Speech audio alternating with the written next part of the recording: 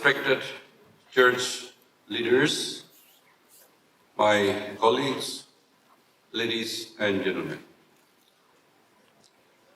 I stand before you today not just as the Chief Minister of Nagaland, but a fellow Naga and a fellow mourner. As we are all aware, this evening's program in Memoriam tribute is being held in honor and memory of our 14 Konyak brothers whose simple and innocent lives have been cut short by the most unfortunate and careless act of the Indian security forces. On the fateful evening of 4th December 2021. And in the unfolding events that followed, it is a solemn event. And I believe we are all participating in this memorial with a prayerful heart, praying for the bereaved family members, in particular, and the people of Nagaland in general. The unfortunate incident at Otin village is a clear case of misuse of and abuse of the Armed Forces Special Power Act. It is a law having colonial genesis which is violative of human rights. It legitimizes killing on mere suspicion. This is not the first time where civilians have been burned of the draconian law. Nagaland and the Naga people have opposed this act for decades, and it is a demand that will continue and to advocate for. Your land is the land of the arms. I understand your anger and sadness. I know that you can retaliate in violence, but I appeal to you not to retaliate violently. Not because you cannot, but because you will not. Not because you are weak, but because you are strong. Not because you are cowardly, but because you are courageous. This is the time for you to defeat violence with non-violence. This is the time for the biggest Naga tribe to show the world that they also have the biggest heart.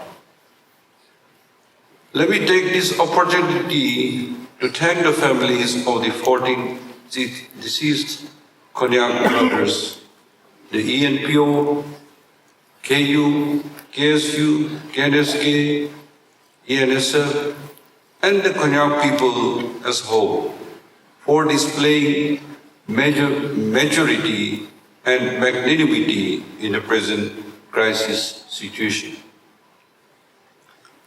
And Native Americans' proverb says, "It is no longer good enough to cry peace.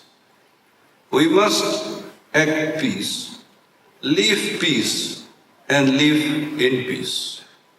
I appeal to all our Naga people to shun the way of violence, and to all our political groups to say farewell to arms.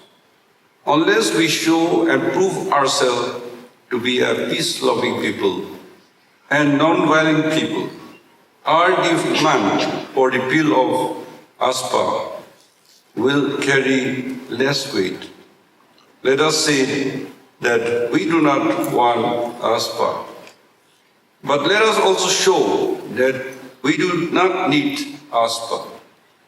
Let us also make sure that we do not in any way allow any force to derail the hard-won peace process. Nagas have suffered violence generation after generation. And today we are saying enough is enough. I also say with you, enough is enough. For the Nagas, music is an integral part of our culture. No event, whether joyous or sad, is complete without music. Of course, I wish we had gathered here for a joyous reason. How true it is that where words fail, music speaks. I want to thank the friends and supporters from near and far who have shown support to the Naga people. Politicians, leaders who have spoken out for us in Parliament, news media and social media outlets, media persons, intellectuals, tourists, influencers who have supported the Naga people in this very difficult time.